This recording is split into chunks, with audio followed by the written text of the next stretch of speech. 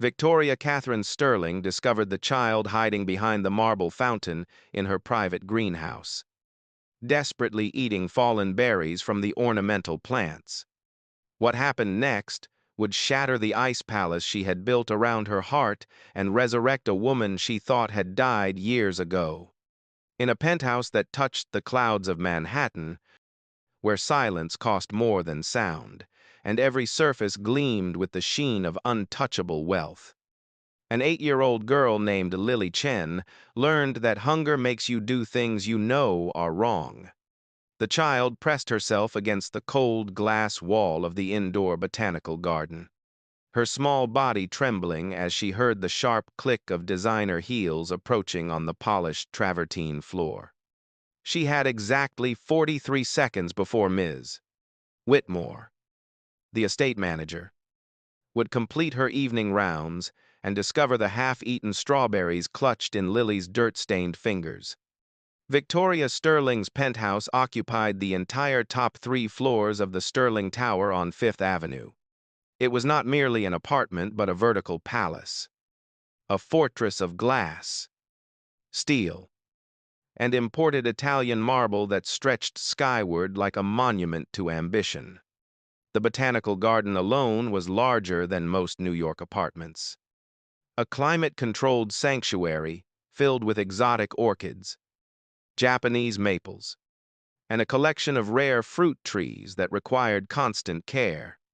Lily's mother, Chen, was the head horticulturist who maintained this impossible garden.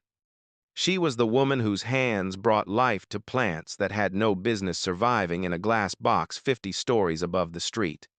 Tonight, Mei was on the executive floor, tending to the bonsai collection in Mrs. Sterling's private study, her fingers careful despite the exhaustion that made them shake. The garden was Lily's favorite hiding place. After school, while her mother worked, she would sit quietly in the corner near the kumquat trees, doing her homework on the stone bench, breathing in the humid air that smelled like earth and growing things. She knew every plant, every stone, every shadow. Tonight, she had broken the cardinal rule. She had touched what did not belong to her. The strawberries had been too beautiful, too red, hanging from the hydroponic towers like jewels. 3 of them had fallen to the ground near the irrigation system, bruised and considered waste. Lily's stomach had been empty since lunch, a lunch that consisted of the free meal at school, a thin sandwich and an apple. Dinner would be rice and whatever vegetables her mother could afford at the discount grocery store. Her mother's paycheck, generous by any standard, disappeared into a black hole of medical bills. The cancer had come back. The treatments were experimental, not covered by insurance. They cost more per month than most people earned in a year. Lily had watched her mother grow thinner, watched her hide the trembling in her hands, watched her smile and say, "We're blessed. Little flower. We have work. We have each other. We have enough." But Lily knew the truth. She had seen the red envelopes in their tiny studio apartment in Queens, the ones her mother hid under the mattress. She had heard her mother crying in the bathroom at 3 in the morning, trying to muffle the sound. So tonight, when she saw the fallen strawberries, perfect except for small bruises, strawberries that would be thrown away by the morning staff, she had made a choice. She had eaten 2. She was reaching for the 3rd when the lights blazed on throughout the garden. Lily froze. The strawberry fell from her fingers and rolled across the white stone, leaving a small trail of red juice like an accusation. A woman stood in the arched entrance of the garden. She was not Ms. Whitmore. She was Mrs. Sterling herself. Victoria Catherine Sterling, at 52, was what wealth and discipline could create when combined with natural beauty and absolute control. She stood nearly 6 feet tall in her custom Louboutin heels, her silver blonde hair cut in a severe bob that framed a face that had graced the cover of Forbes 6 times. She wore a midnight blue silk robe over matching pajamas. And her gray eyes, famous for their ability to reduce corporate executives to stammering children, were currently fixed on the small intruder in her sanctuary. Victoria had not expected to find anyone in her garden. She suffered from insomnia, a condition that had plagued her since her daughter Amanda died in that car accident 7 years ago.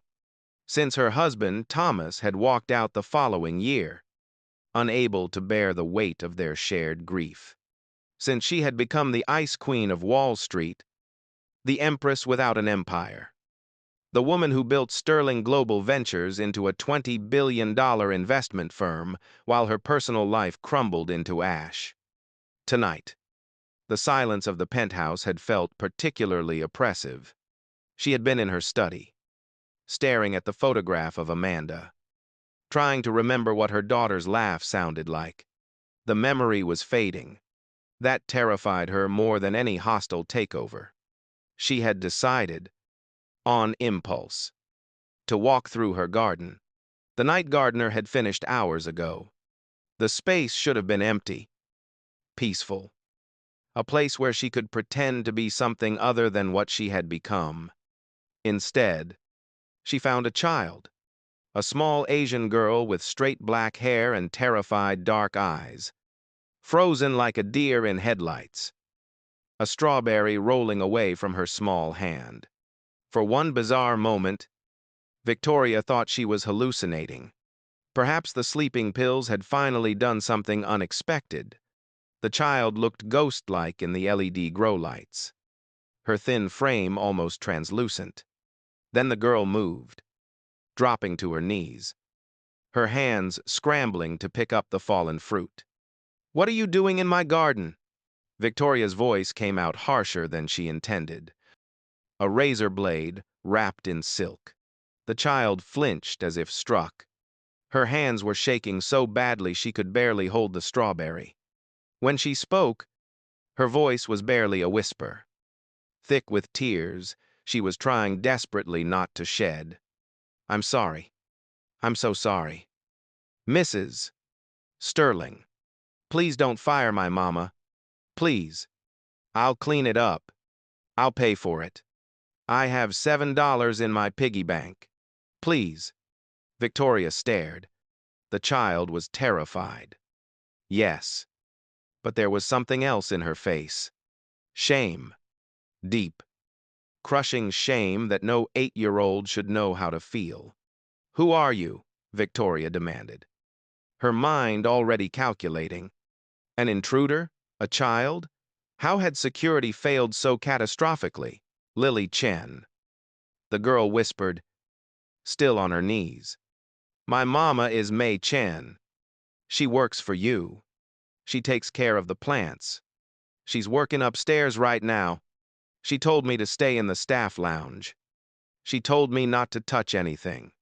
I'm sorry. I'm so sorry." Chen. Victoria knew that name. The horticulturist. The quiet woman with sad eyes who had transformed the garden into something extraordinary. The woman who spoke rarely, but understood plants the way musicians understand music. "The staff lounge is on the residential floor," Victoria said slowly, her analytical mind clicking through the implications. "This is the executive garden. You are quite far from where you're supposed to be." Lily's face crumpled. A tear escaped, running down her cheek. "I was hungry." The word hung in the air between them like a bomb that had just detonated silently. Hungry. Victoria Catherine Sterling, who had everything money could buy, who owned properties on 3 continents, who could buy a country if she wanted to, was standing in her private garden at 11 o'clock at night, looking at a child who had just told her she was hungry. "You were hungry," Victoria repeated, her voice oddly flat. "So you came here to steal strawberries." "They fell," Lily said desperately, pointing at the hydroponic tower. "They were on the ground. They were going to be thrown away. The gardeners throw away anything that's bruised. I wasn't stealing from the good ones. I wasn't stealing from you. I was just, just eating garbage. Victoria finished, her voice strange even to her own ears. She looked at the child more carefully now. The girl's clothes were clean but worn. Her pink sneakers had holes near the toes, and her arms were thin, far too thin. Her face had the pinched look of someone who had missed too many meals. "When did you last eat?" Victoria asked. "Lunch," Lily whispered. "At school. They give us lunch at school." "And dinner?" Lily was silent, her small face working as she tried to decide whether truth or lie would serve her better. "Finally," she whispered, "Mama and we eat at home. Later. When she's done working." It was a lie. Victoria had spent 30 years reading people, reading the micro-expressions that revealed truth. The child was lying, and she was terrible at it. "What does your mother make you for dinner?" Victoria pressed, watching the girl's face. "Rice," Lily said. And now she wasn't lying. "And vegetables. Sometimes tofu. Mama makes really good stir-fry." "Every night? Rice and vegetables?" "Yes, ma'am." "No meat? No fruit?" Lily's silence was answer enough.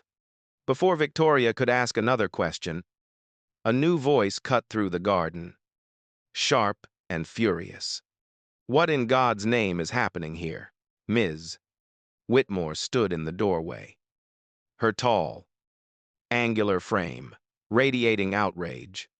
She was dressed in her usual severe black suit, despite the late hour. Her iron gray hair pulled back so tightly it seemed to stretch her skin. She had been Victoria's estate manager for 5 years, running the penthouse with military precision and zero tolerance for deviation from protocol. Her eyes swept the scene and immediately understood. The child, the strawberries, the transgression. "Mrs. Sterling, I am profoundly sorry you had to witness this," Ms. Whitmore said, her voice vibrating with rage barely contained. "I will handle this immediately." She advanced on Lily like a hawk on a mouse. "You little thief." I knew something was wrong. Food going missing. The supply discrepancies. I thought it was the night cleaning crew. But it was you all along. Lily scrambled to her feet, backing away until she hit the glass wall. She looked trapped, her eyes darting between the two women, searching for an escape that didn't exist. "Ms. Whitmore," Victoria said, her voice carrying the unmistakable tone of command. "That's sufficient." The estate manager stopped, surprise flickering across her face. "Mrs. Sterling, the child has been stealing. The security protocols have been breached. This is entirely unacceptable. She's 8 years old," Victoria said coldly. "She's a thief, madam. And her mother, allowing this to happen, bringing her unauthorized child into your private residence, letting her run wild through restricted areas. I'll call Mrs. Chen up here immediately. I'll have them both removed from the premises within the hour. I'll contact the authorities." "You will do nothing of the sort," Victoria said, her voice dropping to the dangerous register that made board members sweat. "I'm speaking with the child." Ms. Whitmore's mouth opened, closed, opened again. In 5 years, Mrs. Sterling had never contradicted her directly. The estate manager had run the penthouse like her own kingdom, and the Queen had never interfered. Until now. But Mrs. Sterling, the protocols. Ms. Whitmore protested, her voice rising. "The rules are in place for your protection. For the integrity of the household. If we allow this kind of behavior, it sets a precedent. The protocols, Victoria said, her gray eyes fixing on the estate manager with laser focus, are my protocols. The rules are my rules, and I can change them any time I choose. Leave us, Ms. Whitmore looked as if she'd been slapped. Her face went pale, then flushed dark red. She drew herself up, clutching her tablet to her chest like a shield. Yes. Mrs. Sterling, she said, her voice ice. She turned on her heel and marched out, her rigid posture radiating wounded dignity and suppressed fury. The garden fell silent again, except for the gentle hum of the climate control system and the soft burble of water features. Victoria looked at the small, trembling child pressed against the glass. She looked at the fallen strawberries on the pristine white stone. She thought of her daughter Amanda, who never knew what hunger felt like, who threw away more food than this child, probably ate in a week. Come here, Victoria said, her voice softer now. Lily didn't move. I'm not going to hurt you, Victoria said. I'm not going to call the police. Come here. Slowly, cautiously. Lily peeled herself away from the glass and took 3 small steps forward. Closer, Lily obeyed, stopping about 6 feet away, her whole body tense and ready to run. Victoria knelt down, her silk robe pooling around her. Her knees protested, unaccustomed to such indignity. She was now at eye level with the child. Show me your hands, Victoria said. Lily held out her small hands. They were dirty from the strawberry juice and garden soil. They were trembling. You said you were hungry, Victoria said. How hungry? Lily's lower lip quivered. Very hungry. Ma'am, when did you last have a proper meal? Not rice. Not vegetables. A proper meal with protein and fruit and all the things a growing girl needs. Lily thought about this, her face scrunching up in concentration. I don't remember. She finally admitted, maybe. Maybe my birthday? Mama bought a chicken. But that was in summer. It was November. Something cold and sharp twisted in Victoria's chest. It wasn't quite anger. It wasn't quite sadness. It was something she hadn't felt in 7 years, since Amanda died. It felt almost like purpose. Come with me, Victoria said. Standing up, she held out her hand. Lily stared at the offered hand as if it might be a trap. Where? The girl whispered. The kitchen, Victoria said. You're hungry, so we're going to fix that. But Ms. Whitmore said. Ms. Whitmore. Victoria interrupted. Works for me, not the other way around. Now come, hesitantly. Lily placed her small, dirty hand in Victoria's perfectly manicured one. They walked together through the garden, through the living room with its museum-quality art, past the dining room, where a table was set for 12 people who never came, and into the kitchen. The kitchen was a showpiece, all black, granite, and stainless steel, with commercial-grade appliances that were rarely used. Victoria employed a private chef who prepared meals that Victoria barely touched, eating alone at the breakfast bar while reading market reports on her tablet. Victoria looked at the child, then at the enormous refrigerator. She realized, with a start, that she had no idea what to feed an 8-year-old. She had no idea what children ate. Amanda had been raised by nannies who handled such things. By the time Amanda was old enough to eat with her mother, they had formal dinners prepared by staff. She opened the refrigerator. The light spilled out, revealing shelves stocked with prepared meals in clear containers. Expensive cheeses, exotic fruits, and various ingredients for cuisines Victoria couldn't even name. "What do you like to eat?" Victoria asked, feeling oddly helpless. "Anything," Lily whispered. Then, with a flash of honesty that seemed to surprise even her, "I really like pasta." Pasta. Victoria could work with that. She found a container labeled lobster ravioli, truffle cream sauce dated 2 days ago. She took it out, found a suitable plate, and after a moment of staring at her rarely used microwave, figured out the buttons. While it heated, she poured a glass of milk and found some grapes in a fruit bowl. She arranged everything at the breakfast bar, pulling out one of the high leather stools. "Sit," she commanded. Lily climbed onto the stool, her feet dangling high above the floor. She watched the microwave with hungry eyes. When it dinged, Victoria placed the steaming plate in front of the child. The ravioli were perfect.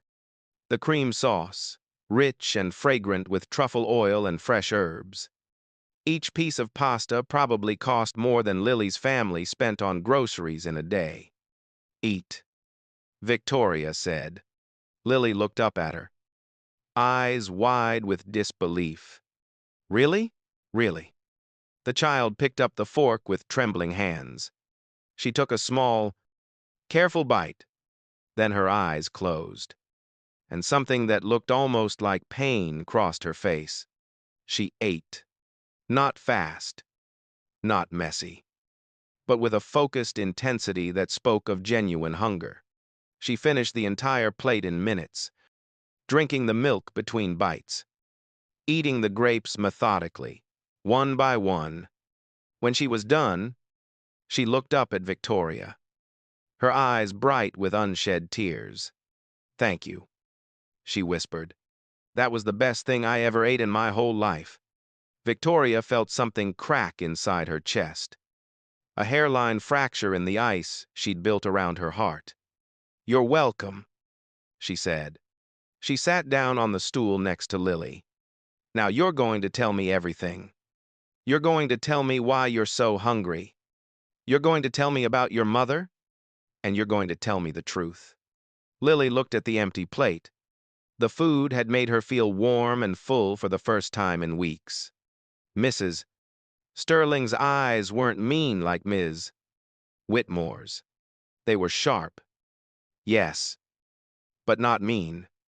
They were like the eyes of the marble statues in the art gallery. Beautiful and cold, but not cruel. "If I tell you," Lily said carefully, "will you still fire Mama?" Victoria considered this. She was a businesswoman. She didn't make promises she couldn't keep. "I won't decide anything until I know what's happening," she said. "But I don't fire good employees without reason. Your mother is an excellent employee." Lily took a shaky breath. It was the most hope she'd felt in months. "Mama is sick," she began, her voice barely audible. "She has cancer. It came back." Victoria's expression didn't change, but her hand tightened on the granite counter. "What kind of cancer?" she asked quietly. "Breast cancer," Lily said. "She had it before. When I was little, she got better. But then it came back, and it's in her bones now. The doctor said it's stage 4. They have a new treatment, a new medicine that might help, but insurance won't pay for it." "Why not?" "They said it's experimental. They said it's not proven. But Mama's doctor said it's her only chance." Lily's voice cracked. "It costs $11,000 every month for the medicine, plus the hospital visits, plus the scans. $11,000 a month. Victoria spent more than that on shoes." "Your mother's salary," Victoria said slowly, doing the math in her head. She knew what her horticulturist made. It was a generous wage, but not that generous. "Where does it go? The hospital?" Lily said. "She pays them everything she can. But they keep sending letters. Red ones. They say if she doesn't pay more, they'll stop the medicine. They'll stop everything. I see, Victoria said. And the food? Lily dropped her gaze. Mama. She gives me her dinner. She says she ate already. But I know she didn't. I hear her stomach making noises at night when she thinks I'm asleep. She cries in the bathroom when she thinks I can't hear. She's getting thinner. She's so tired all the time. Sometimes she falls asleep standing up in the garden. The shame returned to Lily's face. Hot and painful. I just wanted to help. I thought if I could eat here, just the thrown-away food, just the stuff nobody wanted, then Mama could have my dinner. I never touched anything good. I never took anything that wasn't already ruined. I promise, you have nothing to apologize for. Victoria said, her voice rough. She stood up, turned away, and walked to the window. Manhattan glittered below. 50 stories of space between her and the real world. She had built an empire. She had negotiated billion-dollar deals. She had stared down hostile boards and survived corporate warfare. But standing in her pristine kitchen, listening to an 8-year-old girl apologize for being hungry while her mother died by inches, Victoria felt something she hadn't felt since Amanda's funeral. She felt ashamed. Your mother, Victoria said, not turning around. She's working right now? At this hour? Yes. Ma'am. She's doing your bonsai trees. She said they need special care. She said you have very rare ones. Victoria did have rare bonsai trees. She also had no idea when they needed care. She barely looked at them. Does she know you're here? In the garden? No. Ma'am. She thinks I'm in the staff lounge reading my library book. Victoria turned back to the child. Do you go to school? Yes. Ma'am. P.S. 116 inches Queens. How do you get there? Subway. Mama takes me in the morning before work. Then, after school. I take the subway here and wait for her in the lounge until she's done. Then we go home together. An 8-year-old on the subway alone. Another crack in the ice. What about your father? Victoria asked. Lily's face went blank. Don't have one. Never did. Mama said he left before I was born. She said we don't need him. We have each other. Victoria looked at this small, brave child. She thought of her own daughter, who had everything and died anyway. She thought of Ms. Whitmore, who wanted to throw this girl and her dying mother out into the street for stealing garbage. She thought of herself, living in a glass tower, counting money while people starved at her feet. Does your mother have anything? Victoria asked. Any family? Anyone who could help? No. Ma'am. Her parents died when she was young. In China, she came here alone. She said America was the place where hard work meant something. She said, if you worked hard, you could make it. Lily's voice was small. But we work so hard. And we're still hungry. Before Victoria could respond, the kitchen door burst open. Chen stood there, breathing hard. Her eyes wild with panic. She was small. Perhaps 5'2", with delicate features and hair pulled back in a practical ponytail. She wore the dark green uniform of the gardening staff, and there was potting soil under her fingernails. She looked exhausted, her skin pale, and there were dark circles under her eyes that spoke of pain and sleepless nights. Mrs. Sterling. May gasped, her accent strong with stress. Please. I just heard from Miss Whitmore. Please don't fire me. Whatever Lily did, I take responsibility. Please. She saw Lily sitting at the breakfast bar, saw the empty plate, and her face crumpled. Oh. Lily, she whispered in Mandarin. What did you do? Mama, I was hungry, Lily said back in Mandarin, tears spilling down her face. English, Victoria said sharply. Both of them jumped. In this house, when I'm present. English. Yes. Mrs. Sterling, Mei said. Switching back, she moved to her daughter, pulled her off the stool, and held her tight. I'm sorry. I'm so sorry.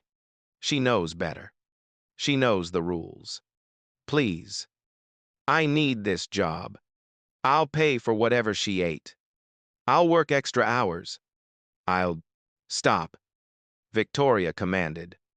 Mei stopped talking immediately, but kept her arms wrapped protectively around Lily. Your daughter has been explaining your situation to me, Victoria said. Mei's face went white. My situation? The cancer. The medical bills. The experimental treatment your insurance won't cover. The red letters from the hospital. The fact that you're both starving while you tend my garden. Mei looked like she might faint. She grabbed the counter to steady herself. Mrs.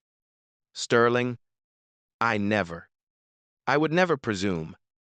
My personal problems are not your concern. This is not. I don't expect. You work for me. Victoria interrupted, her voice cold and hard. You work in my home. Your daughter is hiding in my garden eating fallen fruit because she's so hungry she can't help herself.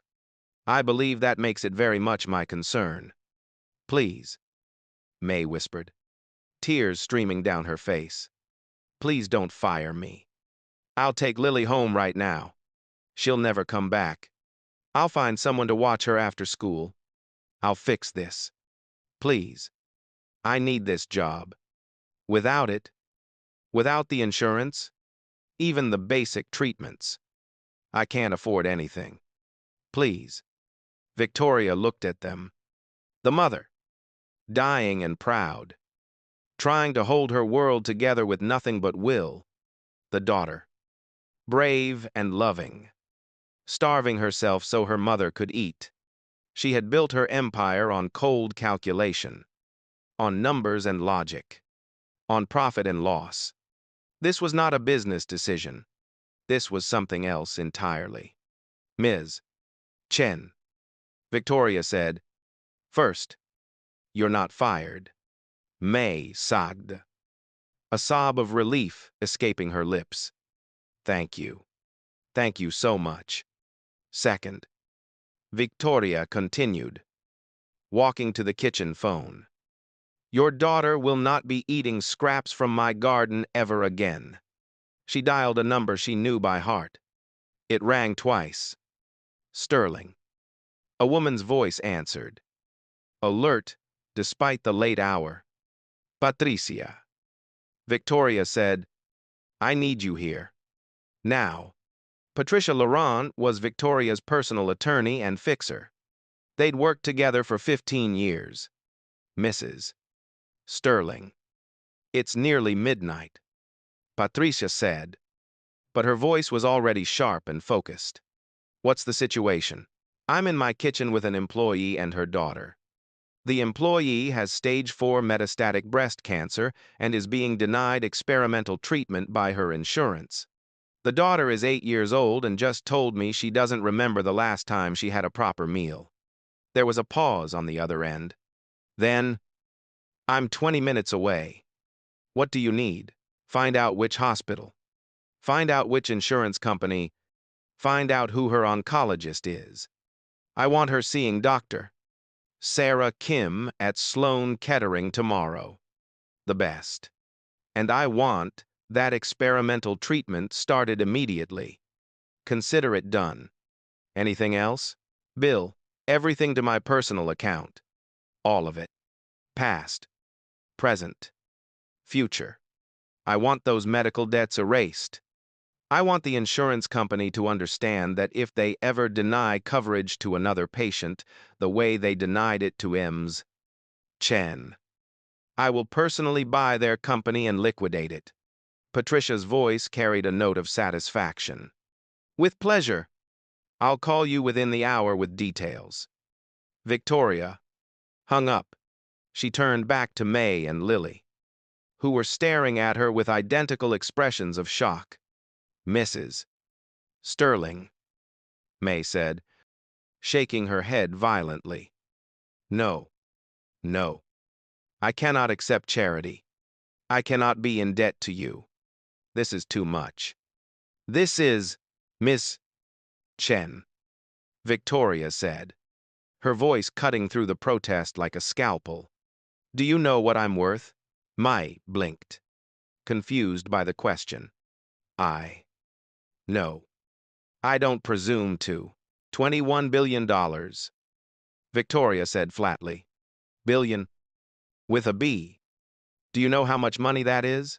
Mei shook her head mutely. It's obscene. Victoria said, it's more money than any human being should have. It's more money than I could spend in 10 lifetimes. And do you know what I do with it? I buy companies and destroy them. I buy art and never look at it. I buy apartments in cities I never visit. I have rooms in this penthouse I haven't entered in years. I have a closet full of dresses I'll never wear and jewelry I've forgotten I own. She walked closer to them, her gray eyes blazing with something fierce and new. Your daughter is 8 years old and doesn't know what it feels like to be full. You're dying because you can't afford medicine that costs less than I spend on flowers I don't look at. And you want to talk to me about charity? About debt? Mei was crying silently now, her hand pressed to her mouth. I don't want your money. Ms. Chen, Victoria said, her voice gentler now. I don't want you to owe me. I want you to live. I want your daughter to have what my daughter had. I want to do one good thing with all this obscene wealth. Just one. So please, for the love of God, stop being proud and let me help you. The silence in the kitchen was profound. Okay, Mei finally whispered.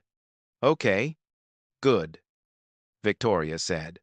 She looked at Lily, who was crying into her mother's shoulder. Now, the sleeping arrangements. Sleeping arrangements? Mei asked, confused. You can't go back to Queens tonight, Victoria said. Not when you have an appointment at Sloan Kettering in the morning at 9. And Lily is exhausted. Mrs. Sterling. We can't stay here, Mei protested. The staff. Ms. Whitmore. The protocols. Ms. Whitmore, Victoria said, a thin, cold smile touching her lips. Works for me. And I'm informing you right now that you and Lily are my personal guests. The Rose Suite on the residential floor. It has 2 bedrooms and a sitting room. But Mrs. Sterling, this is not a request. Ms. Chen. It's an instruction. You will stay tonight. Tomorrow. Patricia will arrange a temporary apartment for you somewhere closer. You cannot commute from Queens while undergoing treatment. Somewhere in the building. Perhaps. We have several residential units available. Mei looked overwhelmed, her eyes darting around the kitchen as if searching for an escape from this sudden avalanche of kindness. Why are you doing this? She whispered. Victoria was silent for a moment. She looked at Lily, then at Mei, then out the window at the glittering city below. Because 7 years ago, she said quietly, my daughter Amanda died in a car accident. She was 17. She had everything, every advantage, every opportunity. And she died anyway. And I realized that all my money, all my power, all my success, it couldn't save her. It couldn't do anything that mattered. She turned back to them. I've spent 7 years asking myself what the point of any of it was. What the point of building an empire was if it couldn't protect the one thing I actually loved. And tonight, I found a little girl eating garbage in my garden because she was hungry. And I realized, maybe this is the point. Maybe this is what all this obscene wealth is actually for. Not another investment, not another acquisition, but this, right here, helping one person who needs it. Saving one person I actually can save. Mei was crying openly now.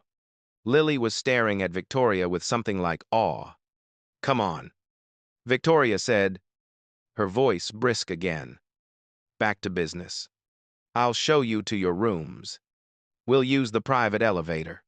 She led them through the penthouse, past the formal rooms and the art gallery, to a discreet elevator that opened with her fingerprint. They rode up one floor in silence. The Rose Suite was on the residential level, separate from the executive floors. It was decorated in soft creams and pale pinks, with plush carpets and comfortable furniture that actually looked lived in. The master bedroom had a king-size bed with a view of Central Park. The second bedroom, smaller but still beautiful, had a day bed and a window seat. Lily walked into the second bedroom and stopped, her mouth open. She walked to the bed and touched it with one finger, as if afraid it might disappear. Mama, she whispered. It's so soft. The bathroom is through there, Victoria said, pointing. There are toiletries, robes, anything you need. Clothes might be a problem. You're much smaller than my daughter was. But perhaps the robes will work for tonight. She walked to the living room phone. This phone will ring at 7 in the morning. It will be Patricia with your appointment details. My driver, James, will take you to Sloan Kettering and wait to bring you back. Mrs. Sterling, Mei said, her voice thick with emotion. I don't know how to thank you. Don't thank me yet. Victoria said, thank me when you're healthy and your daughter is thriving. That's all the thanks I need. She walked to the door, then paused. Ms. Chen? Yes. Mrs. Sterling? The garden is remarkable. You've done beautiful work. It was the first time Victoria had actually said anything about the garden to the woman who maintained it. Mei's face transformed, pride and pleasure breaking through the exhaustion and tears. Thank you, Mrs. Sterling. That means everything to me. Victoria nodded and left, closing the door softly behind her. In the hallway, she leaned against the wall for a moment, her perfect composure cracking. Her hands were shaking. She pressed them flat against her thighs and took a long, slow breath. Then she walked to the executive floor, to her study, where Ms. Whitmore was waiting. The estate manager stood by the window, her back rigid with outrage. Mrs. Sterling. Ms. Whitmore began. I must object in the strongest possible terms. What you did tonight sets a dangerous precedent. The staff will. You're fired, Victoria said. Ms. Whitmore's words cut off mid-sentence. Her mouth opened, closed, opened again. What? You're terminated. Effective immediately. Mrs. Sterling. You can't be serious. I've run this household flawlessly for 5 years. Because of me. This penthouse operates like clockwork. The efficiency, the cost savings. The cost savings. Victoria said, her voice dangerous. Tell me about those, Ms. Whitmore's face went pale. I don't understand. Victoria walked to her desk and picked up her phone. She scrolled through emails, found the one she wanted, and read aloud. From Gregory Henson, head of household accounting. Subject, estate management financial irregularities. Mrs. Sterling. Per your request for a full audit of household expenses, I've identified significant discrepancies in multiple categories. Specifically, supply orders consistently exceed usage by 30 to 40%. Invoices are approved by Ms. Whitmore without verification. Recommend immediate investigation. Victoria looked up. Ms. Whitmore had gone from pale to gray. I asked Gregory to dig deeper. Victoria continued. He found a pattern going back 3 years. Inflated invoices, false vendor accounts, supply orders that never arrived. Would you like to know how much money has disappeared? Mrs. Sterling, I can explain. $730,000, Victoria said coldly. Over 3 years. You've been systematically stealing from me while running my home like a prison camp. While my employees' children starved, you were padding invoices and skimming off the top. Ms. Whitmore's face was no longer gray. It was white as chalk. Those are just accounting errors. Misunderstandings. You have 2 options, Victoria said, her voice like ice. Option 1. I call the police right now. You're arrested for embezzlement. It becomes public. You go to prison. Your career is destroyed. Or option 2. You sign a full confession. Agree to repay every cent from your personal accounts. And leave this building in the next 30 minutes with only what you can carry. You never work in this city again. But you stay out of prison. You can't do this. Ms. Whitmore whispered. I can and I am. Choose. Now. 10 minutes later, Victoria watched from her study window as Ms. Whitmore walked out of Sterling Tower, carrying a single suitcase. Her perfect posture finally broken. She looked small and defeated on the street below. Victoria felt no satisfaction. Only a cold, grim determination. She had allowed this. She had been so lost in her own grief that she'd let her home become a place of cruelty. She had been so focused on her empire that she'd forgotten the people who maintained it. No more. She picked up her phone and called her head of HR. Jennifer. It's Victoria. I need you in my office tomorrow at 8. We're doing a full review of household staff compensation and benefits. I want to know everyone's personal situation, everyone's needs.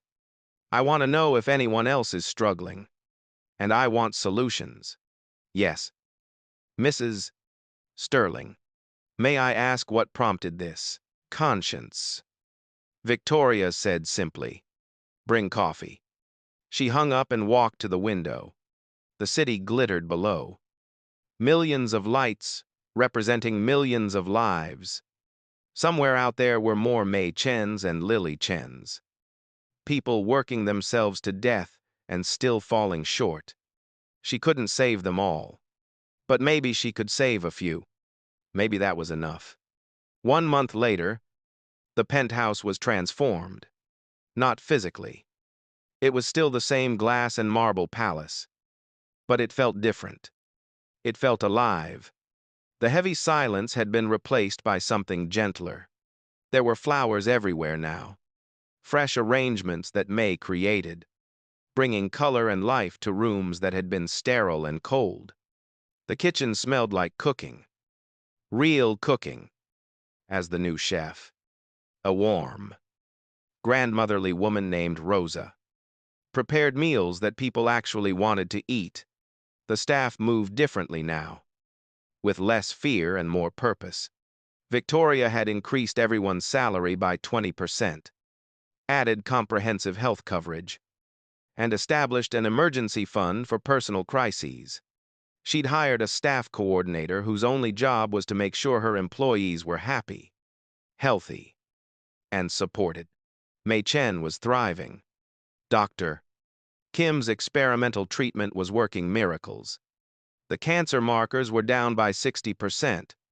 Mei had gained weight, her skin had color again, and the exhaustion had lifted from her eyes. She still tended the garden.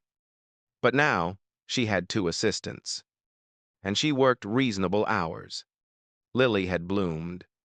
She'd moved with her mother into a 2-bedroom apartment on the 43rd floor of Sterling Tower. A unit Victoria owned and had given them rent-free. Lily went to a new school now, a private academy 10 blocks away. She wore new clothes, ate 3 meals a day, and had a bedroom of her own filled with books and art supplies. Most evenings, Victoria would find Lily in the garden after school, sitting on the stone bench, doing homework or drawing pictures of the flowers. Sometimes Victoria would sit with her, and they would talk about small things. School and friends and plants and books. Tonight, Victoria found both Mei and Lily in the garden. Mei was pruning the orchids while Lily was carefully watering the herb garden. "Mrs. Sterling," Mei said, smiling. "Perfect timing. I wanted to show you something." She led Victoria to a corner of the garden where she'd created something new. A small rock garden with a miniature waterfall, surrounded by delicate Japanese maples. At the center was a bronze plaque that read, "Amanda's Garden, May Beauty Grow from Loss." Victoria stared at it. Her throat tightened. "I hope it's okay," Mei said softly. "I wanted to honor your daughter. You gave me life. I wanted to give you something beautiful." Victoria couldn't speak. She just nodded, her hand coming up to cover her mouth. Lily came over and slipped her small hand into Victoria's. "Do you like it? Mama and I worked really hard on it." "It's perfect," Victoria managed to say. "It's absolutely perfect." They stood together in the garden. The billionaire, the gardener, and the child, surrounded by growing things, by life that had been saved and life that continued. Later that evening, Victoria sat in her study. Amanda's photograph still sat on the desk. But now there were other photographs too. One of Mei smiling in the garden. One of Lily covered in dirt, grinning, holding a baby tomato plant. One of Victoria herself, taken by Lily, laughing at something. An expression Victoria hadn't worn in 7 years. Her phone buzzed. A text from Patricia.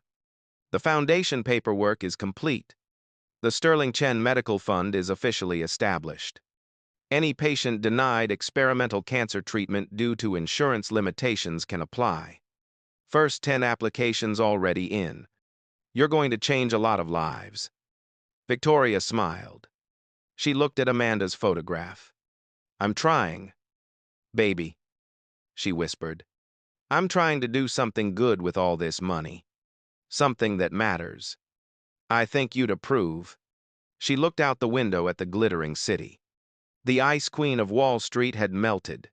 The empress had found her empire after all. Not in boardrooms and quarterly reports, but in small acts of kindness, in gardens that grew, in children who learned what it felt like to be safe and full and loved. Somewhere in the penthouse, she heard laughter, Lily's voice, bright and unworried, echoing through rooms that had been silent for too long. Victoria stood up and walked out of her study. For the first time in 7 years, she was going to have dinner with her family. It wasn't the family she'd been born with or the one she'd lost. It was the family she'd chosen, the one she'd saved, the one that had saved her right back. And it was enough. It was more than enough. It was everything.